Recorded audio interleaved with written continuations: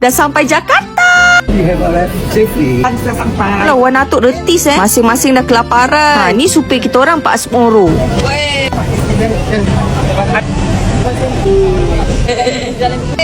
Dah sampai Jakarta mestilah kena singgah pagi sore. Sebab dengar ramai yang sanggup balik hari demi nak makan sini. Kita pun try lah. Semua makanan kat sini memang sedap-sedap. Kita orang semua bertambah-tambah nasi dah lah lapar. Ayam pop ni korang kena try, memang sedap. Kat sini kita orang kena 1,300,500. Dah kenyang makan, kita orang pergi stesen train. Naik train laju pergi Bandung.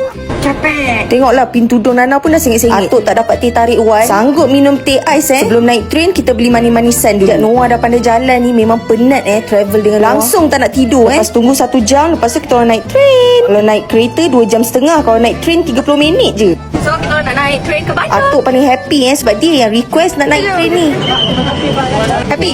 Very, very happy. Visit berapa? Bukti hadir satu kali. First time Noah naik train So kita orang on the way nak ke Bandung. Sila buat ni. Atuk kan? Train ni memang betul-betul laju Tengoklah Atuk Wan memang happy amboi Atuk Jangan macam-macam Wan memahati. Banyak happy Supir dah jemput. Kita orang check in villa. Sebab semua dah barai. Kita rehat dulu kat villa. Pakai bismillah. Atuk lawan kat bawah.